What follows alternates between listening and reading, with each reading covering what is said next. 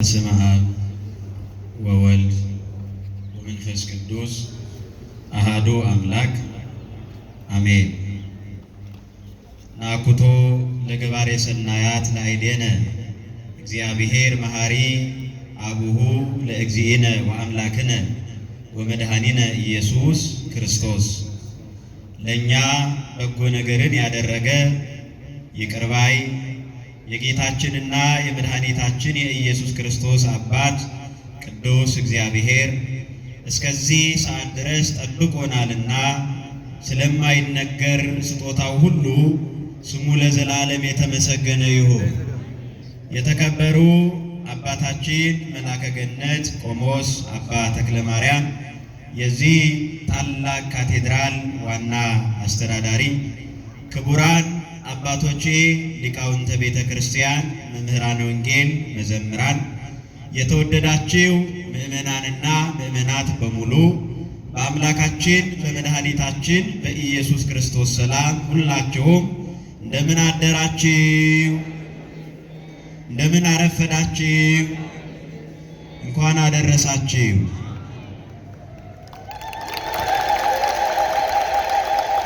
ክርስቶስ ተንሥአ እሙታን አሰሮ ለሰይጣን ሰላም ኮነ።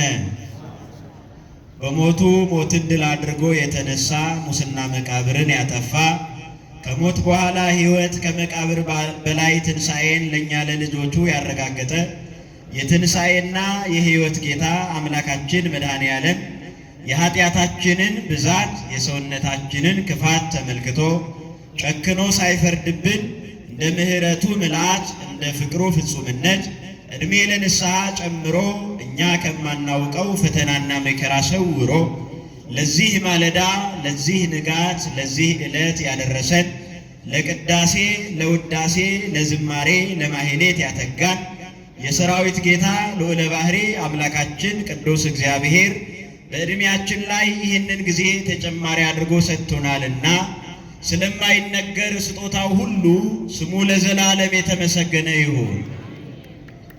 የእናታችን የእመቤታችን የቅድስተ ቅዱሳን የድንግል ማርያም አማላጅነት፣ የቅዱሳን መላእክት ረድኤት፣ የአባቶቻችን ቅዱሳን ጸሎት በረከት በሁላችንም ላይ ይደርብን።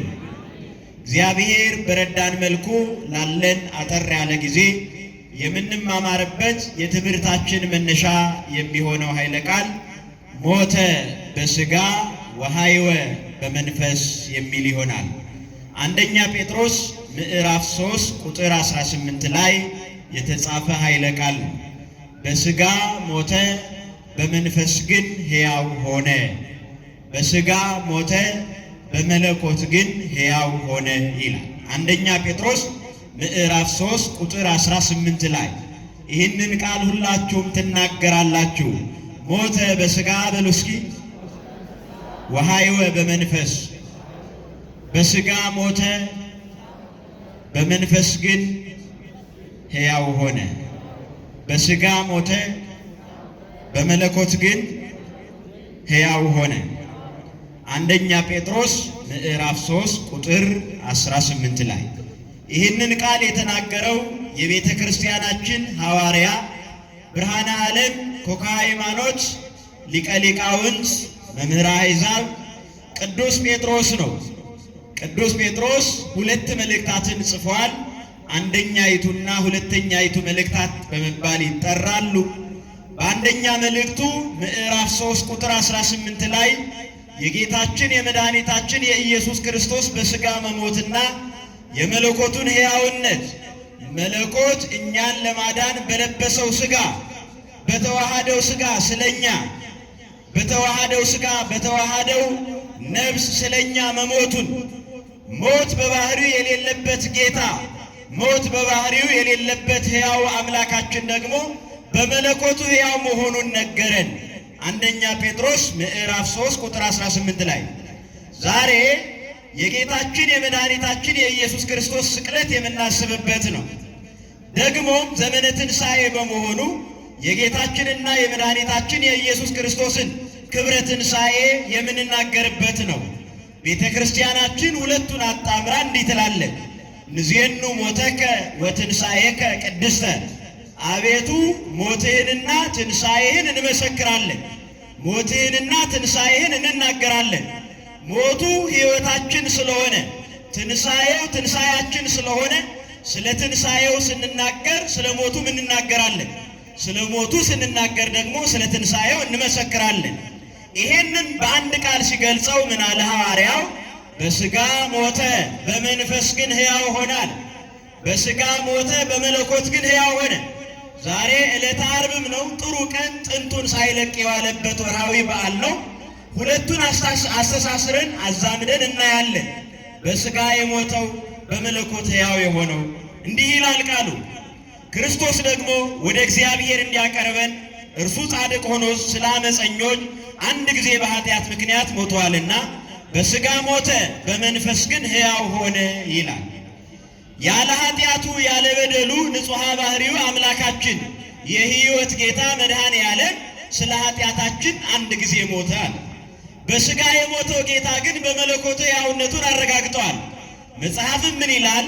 በአንደኛ ቆሮንቶስ ምዕራፍ 15 ቁጥር 3 ላይ ወበእንተ ኃጢአትነ ሞተ ኢየሱስ ክርስቶስ እስመ ኢየሱስ ክርስቶስ ሞተ በእንተ ኃጢአትነ። ኢየሱስ ክርስቶስ ስለ ኃጢአታችን ሞተ። ወተቀብረይ ወተንሣኢ በሳልስተ ዕለት።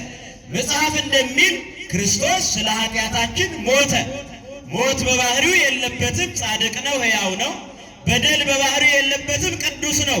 ስለ በደለኞች ግን በፈቃዱ አንድ ጊዜ ለሞት የታዘዘ ሆነ። እርሱ ግን ለሞት የታዘዘው ጌታ በፈቃዱ የሞተው ሕያው ነውና ሕያውነቱን መስቀል ላይ ያረጋገጠ። ስለዚህ ምን አለ? በሥጋ ሞተ በመለኮት ሕያው ሆነ አለን ሐዋርያው። ምን ማለት ነው? አምላካችን መድኃኔ ዓለም ኢየሱስ ክርስቶስ በዕለተ ዓርብ መስቀል ላይ ተሰቅሎ በፈቃዱ ነፍሱን ከሥጋው ለየ። በፈቃዱ ዘተውህበ ለሕማም ይላል። የታመመው መከራን የተቀበለው በፈቃዱ ነው። የተሰቀለውም በፈቃዱ ነው። ጌታችን መድኃኒታችን ኢየሱስ ክርስቶስ መስቀል ላይ ያጣበቀው አይሁድ የገጣጠሙት ችንካር አይደለም። መስቀል ላይ ያጣበቀው አይሁድ የመቱት መዶሻ አይደለም። መስቀል ላይ ያጣበቀው አይሁድ ያሰሩት ገመድ አይደለም። ጌታችን በፈቃዱ ለሕማም እጆቹን ዘረጋ። በፈቃዱ ለሞት የታዘዘ ሆነ። በፈቃዱ መስቀል ላይ ተጣበቀ። ይሄንን ሁሉ መስቀል ላይ ያዋለው መስቀል ላይ ያጠበቀው መስቀል ላይ ያጸናው የአይሁድ ችንካር ሳይሆን የሰው ልጆች ፍቅር ነው። ክብር ምስጋና ለአምላካችን ለእርሱ ይሁን። የሰው ልጆች ፍቅር ነው። ስለዚህ በፈቃዱ ነው ለሞት የታዘዘ ይሆናል። በፈቃዱ ሞተ፣ በፈቃዱ ታመመ፣ በፈቃዱ ተሰቀለ፣ በፈቃዱ እጆቹን ለሕማም ዘረጋ። ያን ጊዜ በፈቃዱ ነፍሱን ከሥጋው ለየ። አሁን እዚህ ላይ ያለው ዋናው ነጥብ፣ ዋና ምስጢር ያለው በሥጋ ሞተ በመለኮት ሕያው ሆነ የሚለው ጌታችን መስቀል ላይ ነፍሱን ከሥጋው ለየ እንጂ ነፍሱን ከመለኮቱ አልለየም። መለኮት በአካለ ነፍስ ወደ ሲኦል ወረደ ማለት ነው። መለኮት በአካለ ሥጋ ወደ መቃብር ወረደ ማለት ነው። በሥጋ ሞተ አልን፣ በመለኮት ግን ሕያው ሆነ። በመንፈስ ግን ሕያው ሆነ ስንል ጌታችን መድኃኒታችን ኢየሱስ ክርስቶስ በፈቃዱ ሲሞት መለኮት ከነፍስም ከሥጋም አልተለየም። የተለየው ነፍሱን ከሥጋው ለየ። ስለዚህ መለኮት በአካለ ነፍስ ወደ ሲኦል ወረደ። ወደ ሲኦል ሂዶ እለ ውስተ ሲኦል ጻኡ ወእለ ውስተ ጽልመት ተከሰቱ። በሲኦል ያላችሁ ውጡ፣ በጨለማ ያላችሁም ወደ ብርሃን ተገለጡ አለ። በጨለማ ውስጥ የነበሩት ነፍሳት ሁሉ አምላካችን ኢየሱስ ክርስቶስ ብርሃን ዘራባቸው። ክብር ምስጋና ለብርሃኑ ጌታ ለመድኃኔዓለም ይሁን። ብርሃንን አጎናጸፋቸው። ብርሃንን ይዞላቸው ሄደ። ብርሃን ሆነላቸው። በጨለማ ውስጥ የነበረው ሁሉ፣ በሞት ጥላ ስር የነበረው ሁሉ ብርሃን አየ። እለ ውስተ ሲኦል ጻኡ ወእለ ውስተ ጽልመት ተከሰቱ። አንደኛ ጴጥሮስ እለ ውስተ ሲኦል ጻኡ፣ በጨለማ ያላችሁ ወደ ብርሃን፣ በሲኦል ያላችሁ ወደ ገነት ኑ ብሎ ሕይወትን ዘራባቸው። ክብር ምስጋና ለአምላካችን ለመድኃኔዓለም ይሁን። በሥጋ ሞተ፣ በመንፈስ ግን ሕያው ሆናል። በአካለ ነፍስ ወደ ሲኦል ሄደ ማለት ነው። በአካለ ሥጋ ደግሞ ወደ መቃብር ወረደ። ሕያውነቱን አረጋገጠ። ዮሴፍ ኒቆዲሞስ ሲገንዙት እንደ ሩቅ ሲለምን ዝም ብላችሁ ትገንዙኛላችሁ? ቅዱስ እግዚአብሔር ቅዱስ ኃያል ቅዱስ ሕያው ዘይመውት በሉ አለ። የማይሞት ነዋ። በመለኮቱ ሞት ሕልፈት የሌለበት ሕያው ስለሆነ የማይሞት ሕያው እያላችሁ ገንዙኝ አላቸው። አያችሁ፣ በሥጋ የሞተው በመለኮት ሕያው የሆነው በአካለ ነፍስ ወደ ሲኦል ወረደ። እለ ውስተ ሲኦል ጣዋለ። ምን ይላል ሊቁ? እስመ መለኮት ወነፍስ ፈጸሙ ምስጢረ በውስተ ሲኦል አለ። መለኮት በአካለ ነፍስ ወደ ሲኦል ሂዶ እስረኞችን ፈታ አለ። የታሰሩትን ፈታ፣ የወደቁትን አነሳ፣ ተስፋ የቆረጡትን ተስፋቸውን አለመለመላቸው። በሁከት ውስጥ ለነበሩት ሰላም ለእናንተ ይሆናል አላቸው። በመከራ ውስጥ ለነበሩት ደስታን ሰበከላቸው። በሐዘን ውስጥ ለነበሩት ፍስሐን አፈሰሰላቸው። በሞት ውስጥ ለነበሩት ሕይወትን አበዛላቸው። ሕይወት እንዲበዛልን ስለመጣ ማለት ነው። ስለዚህ በመለኮት ሕያው ስለሆነ መለኮት በአካለ ነፍስ ወደ ሲኦል፣ በአካለ ሥጋ ደግሞ ወደ መቃብር ሕያውነቱን አረጋገጠ። ይሄ ነው በሥጋ ሞተ በመለኮት ሕያው ሆነ የሚለው። ይሄንን ሲያረጋግጥ መጽሐፍ ምን ይላል? በዮሐንስ ወንጌል ምዕራፍ 19 ቁጥር 34 ላይ ተመልከቱ። እንደዚህ ይላል፣ አላ አሃዱ ረገዞ ገቦሁ ዘየማን በኩናት ይላል። አላ አሃዱ እምሃራ፣ ከጭፍሮች መካከል አንዱ መጥቶ በዕለተ ዓርብ ጌታችን ነፍሱን ከሥጋው በለየበት ሰዓት አለ መጥቶ በችንካር ጎኑን ወጋው አለ። ጌታችን መድኃኒታችን ኢየሱስ ክርስቶስ በችንካር ጎኑ በተወጋ ጊዜ ፈጽሞ ሞቶ ነበር። ፈጽሞ ምን ሆኖ ነበር? ሞቶ ነበር። ነፍሱን ከሥጋው ለይቶ ነበር። እርሱ ግን በሥጋ ሲሞት በመለኮት ሕያው ስለሆነ ጎኑ በችንካር በተወጋ ጊዜ ትኩስ ደምና ንጹሕ የሕይወት ውሃ ፈሰሰ። ክብር ምስጋና ሕይወትን ላፈሰሰ ለእርሱ ይሁን። ከበን ወይም ደግሞ ከሞተ ሰው ነፍስ ከተለየ ሰው ትኩስ ደምና ንጹሕ ውሃ ይፈልቅ ዘንድ አይቻለውም። ጌታችን መድኃኒታችን ኢየሱስ ክርስቶስ ግን አምላካችን ግን በሥጋ ሲሞት በመለኮት ሕያው ስለሆነ ሕያውነቱን አረጋገጠ። መስቀል ላይ ጎኑ በችንካር ሲወጋ ትኩስ ደም ፈሰሰ። ምን አይነት ደም ንገሩኝ? ምን አይነት ደም? ትኩስ ደም ፈሰሰ። ንጹሕ ውሃ ኩልል ያለ ውሃው ለልጅነታችን ለጥምቀታችን ማየገቦ ይባላል። ደሙ ለመጠጣችን ለሕይወታችን መድኃኒት የሚሆንልን የተቀደስንበት። ያን ጊዜ ቤተ ክርስቲያን ተቀደሰች። ቤተ ክርስቲያን ታጥባ ጠራች። የእኛ ቤተ ክርስቲያን ታጥባ የነጻችው ከክርስቶስ ጎን በፈሰሰው ውሃ ነው። የእኛ ቤተ ክርስቲያን መሠረቷ የተቀደሰው ከክርስቶስ ደም በተቀዳው ደም፣ ከክርስቶስ ጎን በተቀዳው ደም ነው። ስለዚህ በሥጋ ሞተ፣ በመለኮት ግን ሕያው ሆነ ማለት ነው። ሕያው ስለሆነ ጎኑ በችንካር ሲወጋ ንጹሕ ውሃና ትኩስ ደም። አንድ ሊቅ ሲተረጉም እንደዚህ ይላል። ኦሪት ዘፍጥረት ምዕራፍ 2 ቁጥር 21 ላይ ያለውን የአዳምን ታሪክ የአዳምን ሕይወት ከጌታችን ከመድኃኒታችን ከኢየሱስ ክርስቶስ በዕለተ ዓርብ የተቀበለውን መከራ ያነጻጽረዋል። እንደዚህ ብሎ አዳም ታውቃላችሁ፣ እንዲህ ይላል ኦሪት ዘፍጥረት ምዕራፍ 2 ቁጥር 21 ላይ አምላካችን እግዚአብሔር በአዳም ላይ እንቅልፍን አመጣ ይላል። አዳምም ተኛ፣ ከጎኑም አንዲት አጥንት ወሰደ፣ ሴት አድርጎም ሰራት ይላል። ተመልከቱ፣ የአዳም ጎን ሲከፈት ማን ተገኘች? ንገሩኝ፣ ማን ተገኘች? ሔዋን ተገኘች። በዚህ ምክንያት አዳም ኃጢአት መጣበት፣ መርገም መጣበት። በዚህ ምክንያት አዳም ሞት መጣበት። በዚህ ምክንያት አዳም ስህተት መጣበት። አዳም አመፅ መጣበት። ስለዚህ የአዳም ጎን ሲከፈት መርገም ወደ ዓለም መጣ። የጌታችን ጎን በችንካር ሲወጋ በረከት ለዓለም ፈሰሰ። ክብር ምስጋና ለስሙ ይሁን። አስተውሉት፣ እዚህ ላይ ነው ያለው ምስጢሩ። የአዳም ጎን ሲከፈት መከራ ወደ ዓለም መጣ፣ ሐዘን ወደ ዓለም መጣ። የጌታችን ጎን በችንካር ሲወጋ ፍስሐ ደስታ ወደ ዓለም ፈሰሰ። ክብር ምስጋና ለስሙ ይሁን። ወደ ዓለም ፈሰሰ። በሥጋ የሞተው በመለኮት ሕያው የሆነውን ጌታ ከአዳም ጎን ጋር አነጻጽሩት። አዳም ጎኑ ሲከፈት ሔዋን ተገኘች። በእርሷም ምክንያት ስህተት መጣ፣ በእርሷም ምክንያት ሞት መጣ። አዳም ጎኑ ሲከፈት ሞት ሲመጣ፣ የጌታችን ጎን በችንካር ሲወጋ ግን ምን ሆነ? የሕይወት ውሃ ለዓለም ፈሰሰ። ክብር ምስጋና ለስሙ ይሁን። የሕይወት ውሃ የአዳም ጎን ሲከፈት መርገም ወደ ዓለም መጣ። በረከት የፈሰሰው ከጌታችን ጎን ነው። የአዳም ጎን ሲከፈት ስህተት ወደ ዓለም መጣ። የጌታችን ጎን በጦር ሲወጋ ግን እውነት ለዓለም ፈሰሰ። ክብር ምስጋና ለመድኃኔዓለም ይሁን። የአዳም ጎን ሲከፈት በኃጢአት ምክንያት የአዳም ሕይወት ኃጢአት እሳቱ ነው ሲበላው ኖረ። የአዳም ኑሮ በኃጢአት እሳት ሲለበለብ ሲቃጠል ኖረ። በስህተቱ ምክንያት እሳት ሲለበልበው ይኖር ነበር።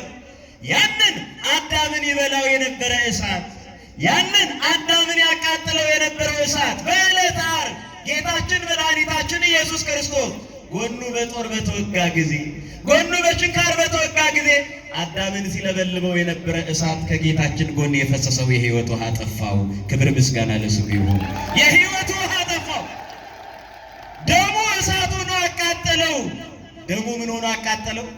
ሲገርፈን የነበረው የኃጢአት እሳት ከጌታችን ከመድኃኒታችን ከኢየሱስ ክርስቶስ የፈሰሰው ትኩስ ደም ያንን የኃጢአት እሳት አቃጠለው። ክብር ምስጋና ለመድኃኔዓለም ይሁን። የኃጢአቱን እሳት በላው። እሳት በላይ ለአማጽያን ይላል መጽሐፍ።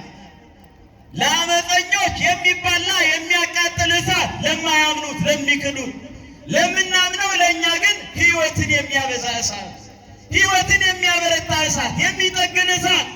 ምን ይላል እንዲያውም መጽሐፉ? ሊቁ በዝማሬ እንደዚህ ይላል ቅዱስ ያሬድ ወዝንቱ ህብስት ዘያዕቅብ ሥጋክሙ ወያውኢ ኃጢአተክሙ። ይህ እንጀራ አለ ከጌታችን የተቆረሰው የሕይወት እንጀራ፣ ከጌታችን ማዕድ የፈሰሰው፣ ከጌታችን ጽዋ የተቀዳው ደም። ስለ እንጀራው ስለ ህብስተ ሕይወት ስለ ስተ ሕይወት ሲናገር ምን አለ ሊቁ? ወዝንቱ ህብስት ዘያዕቅብ ሥጋክሙ ወያውኢ ኃጢአተክሙ።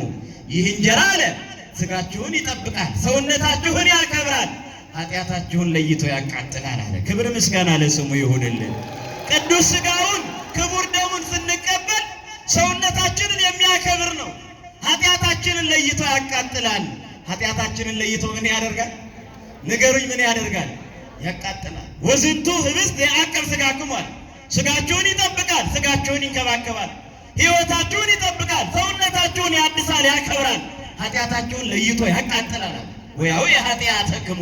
ኃጢአታችሁን ለይቶ ይበላል፣ ኃጢአታችሁን ለይቶ ያራግፋል፣ ያስወግዳል። እናንተን ሲጠብቅ ኃጢአታችሁን ምን ያደርጋል? ያስወግዳል። እናንተን ሲያከብር ኃጢአታችሁን ያቃልላል። እናንተን ሲያነጻ ኃጢአታችሁን ያራግፋል፣ ያቃጥላል አለ። ይህንን መመልከት አስፈላጊ ነው።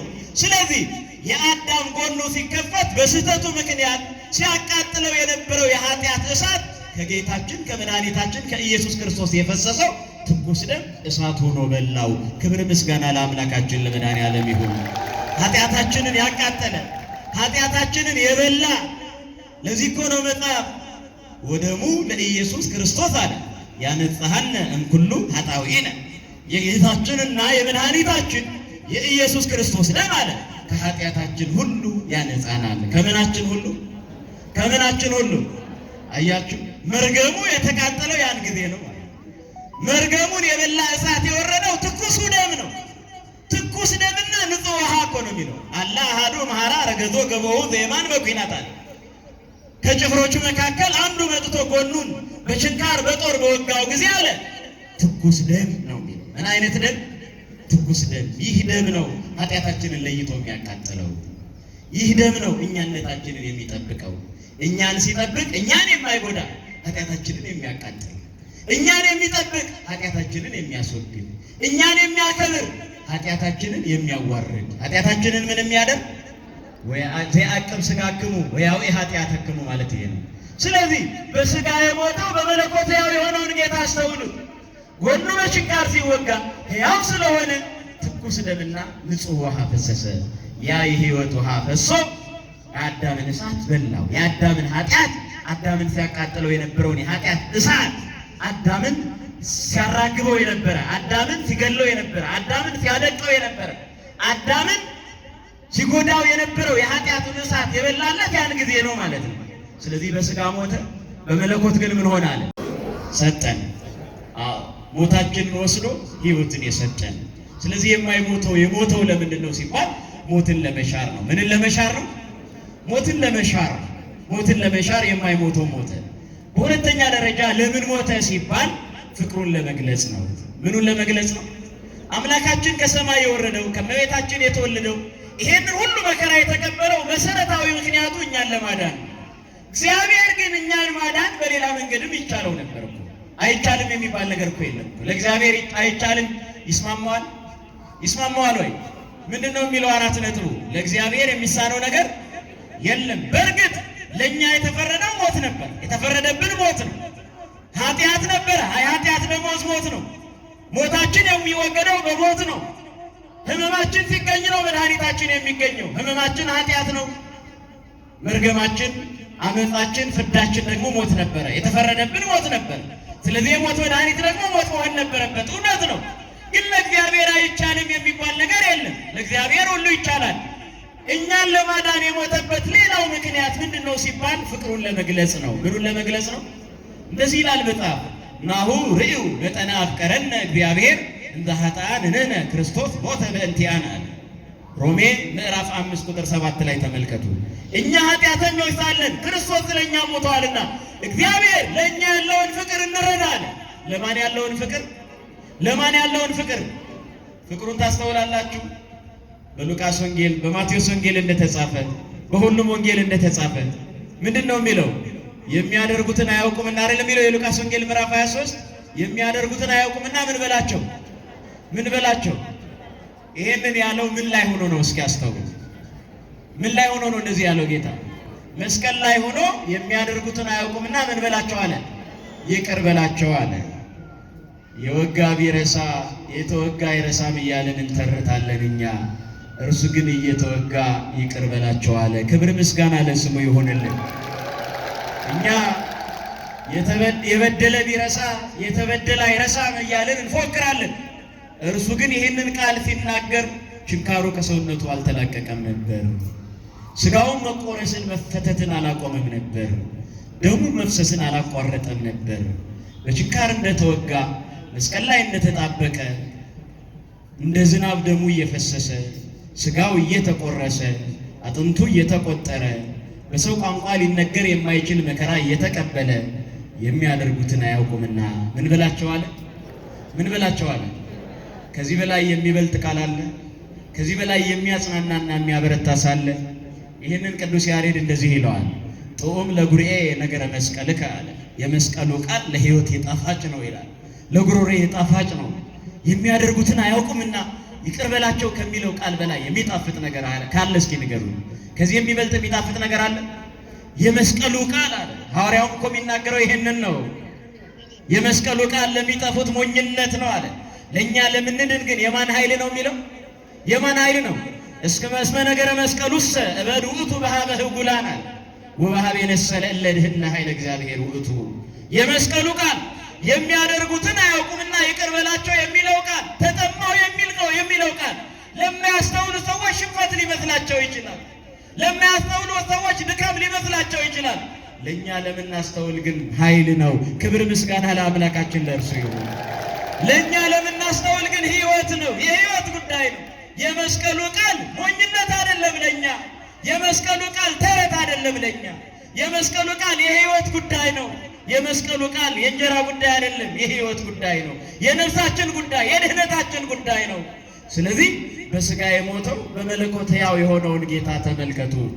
የሞተው ለምንድን ነው ሲባል ፍቅሩን ሊገልጽልን። ምኑን ሊገልጽልን? ምኑን ሊገልጽልን? ፍቅሩን ሊገልጽልን ሞተ። ስለ ፍቅራችን፣ ስለኛ ብሎ። ስለማን ብሎ? ወበእንተ ኃጢአትነ አለ። እስመ ክርስቶስን የሞተ በእንተ ኃጢአትነ። ክርስቶስ ስለ ኃጢአታችን ሞተ። መጽሐፍ እንደሚል ተሰቀለ፣ ተነሳ። ስለዚህ ነው የሆነው። አንድ ሊቅ እንደዚህ ይላል። በአንድ ከተማ አንድ ንጉሥ ነበር ይላል። ያ ንጉሥ ድሃን አይበድልም፣ ፍርድን አያንጋድድም ነበር። ድሃ ነህ ብሎ አይንቅም፣ ሀብታም ብሎ አያፍርም፣ አይፈራም። ሁሉንም በእኩል ይዳኛል። ከዕለታት በአንድ ቀን ያ የተመሰገነ ንጉሥ አለ ለሞት የሚያበቃ ፍርድ የሚያስፈርድ ልጁ ወንጀለኛ ሆኖ ተገኘ። በዚህ ጉዳይ አለ አንድ ንጉሥ፣ ማንንም በድሎ የማያውቅ ለማንም አዳልቶ የማያውቀው ንጉሥ ከዕለታት በአንድ ቀን ልጁ ለሞት የሚያበቃ ጥፋት አጥፍቶ ተገኘ። የከተማው ሰዎች መጡና ተባበሩ። ንጉሳችን እስከ ዛሬ ድረስ እናመሰግነው ነበር። ድሃ በድሎ አያውቅም፣ ፍርድ አጓድሎ አያውቅም፣ ማንንም ንቆ አያውቅም፣ በእውነት ይፈርዳል። ዛሬ ግን ልጁ ለሞት የሚያበቃ ጥፋት አጥፍቶ ተገኝቷል። በእውነት በልጁ ላይ ጨክኖ የፈረደ እንደሆነ ዛሬ ጻድቅነቱን እናረጋግጣለን፣ ዛሬ የዋህነቱን እናረጋግጣለን፣ ዛሬ ዳኝነቱን እናደንቃለን ብለው ተሰባሰቡ ይላል። ታዲያ ንጉሥ መጣና ዙፋኑ ላይ ተቀመጠ፣ በዳኝነት ወንበር ላይ ተቀመጠ። ዳኝነት ከባድ ነው፣ ያስተዛዝባል። ምን ያደርጋል? ንገሩኝ፣ ምን ያደርጋል? ያስተዛዝባል። ዳኝነት ያስተዛዘበው ስንት ነገር አለ። ዳኝነት የመዘነው ስንት ነገር አለ። ዳኝነት የመዘነው ስንት ጉዳይ አለ። ስንመዝነው ቀሎ የተገኘ ብዙ ነገር አለ። ስናየው ያነሰብን የጠበቅነው ያህል ያልሆነብን ብዙ ነገር አለ። ሚዛን ይለያል። ሚዛን ምን ያደርጋል? ይለያል። ፍርድ ይለያል። ንጉሡ በዙፋኑ ላይ ተቀመጠ። ሰዎቹ ከበሩ። ወንጀለኛው መጣ። ልጄ ሆይ አለው፣ አንተ ይህንን ጥፋት አጥፍተህ ተገኝተሃልን? አለ። አዎ አጥፍቻለሁ አለ። ሰዎቹ ገረማቸው። ምን ይላል ብለው ጠበቁ። ንጉሡ በእውነት ሐቀኛ ዳኛ ስለሆነ ምን አለ? ሞት ፈረድኩብህ አለው። ምን ፈረድኩብህ አለው? ንገሩኝ፣ ምን ፈረድኩብህ? ማን ነው በልጁ ላይ ጨክኖ ሞትን የሚፈርድ? የትኛው ዳኛ? የትኛው ሐቀኛ? በልጁ ላይ ሞትን ጨክኖ የሚፈርድ ዳኛ ማን ነው? እስኪ እያስተዋላችሁ ተጓዙ። በመጨረሻም ገረማቸው። እነዚህ ሰዎች ምን እያለ ነው? በልጁ ላይ ጨክኖ ሞትን ፈረደ ብሎ እያደነቁ ቀጠል አደረገና ልጄ ሆይ ዳኛ በመሆኔ ሞት ፈረድኩብህ፣ አባትህ በመሆኔ እኔ ሞትልሃለሁ አለ። ገረማቸው። አሁንም ደነቃቸው። ማን ይመስላችኋል? በልጁ ላይ ጨክኖ የሚፈርድ ሐቀኛ ዳኛ፣ ስለ ልጁ የሚሞት አባት ማን ይመስላችኋል? አረ ንገሩኝ፣ ማን ነው? አታመሰግኑትም? ታዲያ አዳም ከዚህ በበላ የሞት ሞትን ትሞታለህ አለው። አልቀረም፣ ፍርዱ ተፈረደበት። ፍርዱ ምን ተደረገበት? ተፈረደበት። ትሞታለህ ተባለ። ትሞታለህ የሚለው ቃል ካልተፈጸመ ደግሞ ትድናለህ የሚለው ቃል አይፈጸምም። አስተውሉ። እግዚአብሔር ሐቀኛም ነው፣ እግዚአብሔር ፍቅርም ነው። የተናገረውን ቃል ይፈጽማል። እግዚአብሔር ስለ ፍቅሩ ለእኛ ይሞታል፣ ለእኛ ሞተ። ስለ ሐቀኝነቱ ሞትን ፈረደብን። ተመልከቱ፣ ትሞታለህ የሚለውን ቃል ፈጸመ። ነገር ግን አባት ነውና ስለ አዳም ሞተ። ክብር ምስጋና ለስሙ ይሁንልን። ስለ እግዚአብሔር ምን ያህል እንደሚወደን ተመልከቷል። በአዳም ላይ የሞትን ፍርድ ፈረደ። ዕለተ ዓርብ ስለሆነ ነው መሰለኝ ጥፊን ተመልከቱ። ጥፊ ይወዳል ይለኛል። በዕለተ ዓርብ ጥፊ ነው አለ። መከራ መስቀል እየተቀበለ የሚያገለግል ማይክ ነው እንዴ? እግዚአብሔር በቸርነቱ ይርዳል። ትንሽ ተቆራረጠ። እግዚአብሔር ከኛ ጋር ይሁን። እያጠናቀቅን ስለዚህ አለ ንጉሡ በልጁ ላይ ጨክኖ ምንን ፈረደ? ሞትን ፈረደ። ስለ አዳም ደግሞ የሞተው ማን ነው? ጌታችን መድኃኒታችን ኢየሱስ ክርስቶስ በሥጋ ሞተ። በሉ እስኪ ሁላችሁ። በመለኮት ግን ሕያው ጌታ በአካለ ነፍስ ወደ ሲኦል ሄዶ በሲኦል የነበሩትን እስረኞች ፈታ። ሕያው ንጉሥ መለኮት በአካለ ሥጋ ወደ መቃብር ወርዶ ደግሞ ቅዱስ ቅዱስ እያላችሁ ገንዙኝ አለ። ሕያውነቱን አረጋገጠ። ስለዚህ መጽሐፍ እንደሚል አለ እስመ ክርስቶስ ሞተ በእንተ ኃጢአትነ ወተቀብረሂ ወተንሣኢ በከመ ይቤ መጽሐፍ፣ ስለ ኃጢአታችን ሞተ አለ። ግን ሞት ያጠምደው ዘንድ አልተቻለም። ለዚህ ነው በሥጋ ሞተ በመለኮት ሕያው ሆነ የሚለውን ቃል የመረጥንበት ምክንያት ዛሬ ተስካረ ስቅለቱ ነው። ስቅለቱን የምናስብበት ነው። ነገር ግን ሕያው ነውና ትንሣኤውንም የምንናገርበት ነው። ዘመነ ትንሣኤ ስለሆነ ወደ መቃብር ወረደ። በከርሰ መቃብር 3 ቀን 3 ሌሊት አደረ። ሞት ያጠምደው ዘንድ አልተቻለምና ሞትን አሸንፎ መጽሐፍ እንደሚል እርሱም እንደተናገረው የእግዚአብሔር መልአክ ከሰማይ መጥቶ ምንድን ያለው? መልኩ እንደ መብረቅ ልብሱ እንደ በረድ ነጭ የነበረው የእግዚአብሔር መልአክ እንደዚህ አለ፣ ይሃሎ ዝየሰ ዳይሙ ተንሥአ በከመ ይቤ፣ እንደተናገረው ተነስተዋልና በዚህ የለም። መቃብሩ ባዶ ነው። ክብር ምስጋና ለሕያው ንጉሥ ለእርሱ ይሁን። በዚህ የለም አለ። ምን ያደርጋል መቃብሩ ላይ? እርሱ መቃብሩን ክፈቱልኝ አላለም። መግነዙን ፍቱልኝ አላለም። በታተመ መቃብር፣ በተቆለፈ መቃብር፣ በሕቱም መቃብር አስቀድሞ እንደምታውቁት በሕቱም ድንግልና ተጸነሰ፣ በሕቱም ድንግልና ተወለደ። በመጸነሱ ማኅተመ ድንግልናዋ አልተለወጠም። በሕቱም ማኅፀን ተጸንሶ በሕቱም ማኅፀን እንደተወለደ ሁሉ በታተመ መቃብር፣ በተዘጋ መቃብር፣ በተቆለፈ መቃብር ሕያው ጌታ መግነዜን ፍቱ መቃብሩን ክፈቱ ሳይል በኃይሉ በስልጣኑ በሦስተኛው ቀን ሞትን ድል አድርጎ ተነሳ። ክብር ምስጋና ለስሙ ይሁንልን። አንድ ሊቅ እንደዚህ ይላል፣ እይክል አንቄ ይንአው ለአንበሳ ይላል። ጭልፊት አንበሳን አድኖ መብላት አይቻለውም ማለት። ጭልፊት የተባለው ማን ነው? አንበሳስ የተባለው ማን ነው? በአራዊቱ ዓለም በጫካው በዱሩ ዓለም እንደምታውቁት መበላላት ያለ ነው። ዛሬ እንኳን ሰውም ራሱ አውሬ እየሆነ ነው። መበላላት በስተዋል፣ መጠፋፋት በስተዋል። እግዚአብሔር ከመጠፋፋት ይሰውረን። ብንናገረው አያልቅምና እግዚአብሔር መፍትሄ ያምጣ። ሰው ከአውሬ ይልቅ የከፋበት ዘመን። የአውሬም እኮ አውሬ አለው ታውቃላችሁ።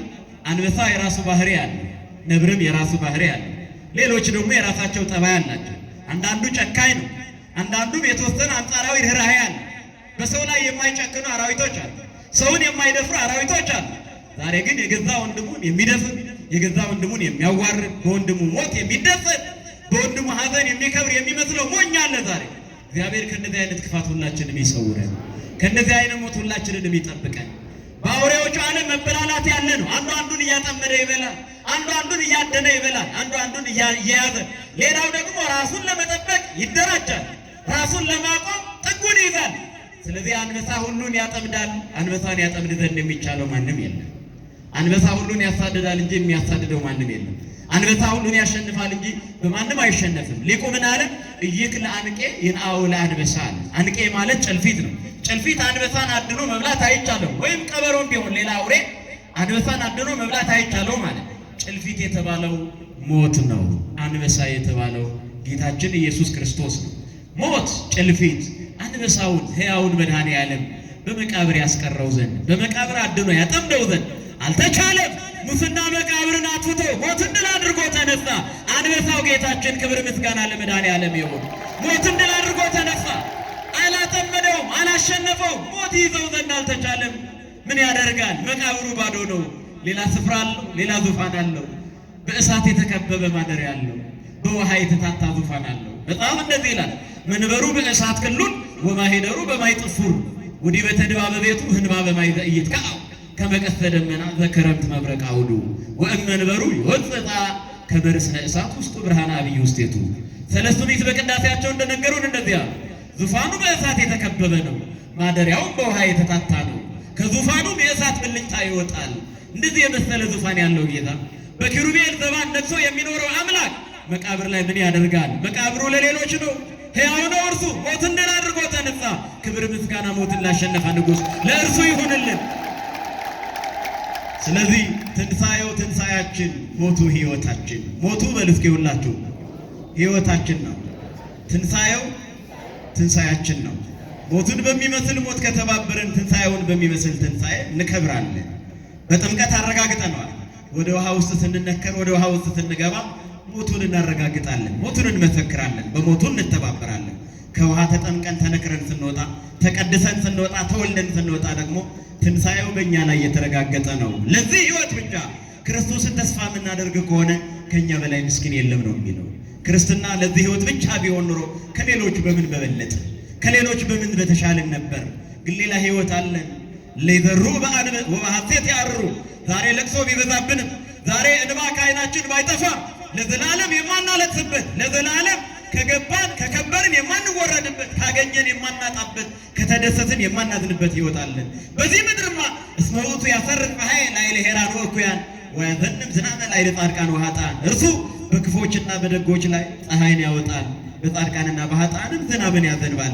ይሄ ምድር እንጀራዋ ለሁሉም ማዕድዋ ለሁሉም ነው። የምድራችን ፍሬ ለሁሉም ነው።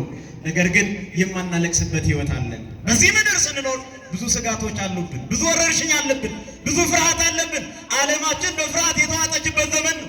በሽታ ሌላው ስጋት ነው። ሰላም ማጣት ሌላው ስጋት ነው። ጸጥታ ማጣት ሌላው ስጋት ነው። በስጋት በፍርሃት የተከበብን ሆነናል። ፍርሃት በዝቶብናል። ግን ፍርሃት ስጋት የማይሆንበት ከተማ አለን። በሽታ፣ ደዌ፣ ወረርሽኝ ስጋት የማይሆንበት ከተማ አለን። አዲስ ሰማይና አዲስ ምድር፣ ባህር የሌለው። ባህር የተባለው በሽታ ነው። ባህር የተባለው ወረርሽኝ ነው። ስለዚህ ወረርሽኝ ስጋት የማይሆንበት ከተማ፣ የማናለቅስበት። እንደዚህ ይላል እኮ መጽሐፍ፣ እስመ በጉ ዘቀድመ መንበሩ ይርእዮም ወያሰስል እግዚአብሔር አድዋ ማዕይንቲሆም አለ። ራዕየ ዮሐንስ ምዕራፍ 7 ቁጥር 15 ላይ ተመልከቱ። በጉ ራሱ እረኛቸው ይሆናል፣ ወደ ሕይወት ውሃ ምንጭም ይመራቸዋል። አይራቡም፣ ትኩሳትም አይነካቸውም፣ አይጠሙም፣ ወደ ሕይወት ውሃ ይመራቸዋል። ክብር ምስጋና ለአምላካችን ለመድኃኔዓለም ይሁን። በበሽታ ምክንያት፣ በወረርሽኝ ምክንያት፣ በጦርነት ምክንያት የረሃብ ስጋት አለብን። በጉ እረኛችን በሚሆንበት ጊዜ፣ በክርስቶስ ማህበር በምንኖርበት ጊዜ ግን ቀንና ሌሊት ስናመልከው እንኖራለን። አንራብም፣ አንጠማም። ረሃብ ስጋት፣ ወረርሽኝ ስጋት አይሆንብንም። እግዚአብሔር ከደዌ ከበሽታ ሁላችንም ይፈውሰን። በስጋ ሞተ፣ በመለኮት ግን ሕያው ሆነ። ሕያው ጌታ ሕይወትን ለሁላችንም ያደለን፣ ፍቅሩን ያብዛልን፣ ሰላሙን ያብዛልን። ያስተማረን የመከረን የገሰጸን የሰራዊት ጌታ ቅዱስ እግዚአብሔር ስሙ ለዘላለም የተመሰገነ ይሁን። በስጋ ሞተ፣ በመንፈስ ግን ሕያው ሆነ። ይቆየን።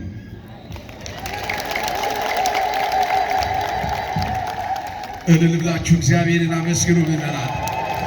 እልልታ ያንሳል። በደንብ አድርጋችሁ መምህራችንን እግዚአብሔር አምላክ ቃልዎት ያሰማው፣ ቃልዎት ያሰማልን። የአገልግሎት ዘመናቸውን እግዚአብሔር ይባርክ ይቀድስ። ድንቅ ትምህርት ነው ሊቁ ያስተማሩት። በእውነት በዚሁ ላይ ምንም አንጨምርም።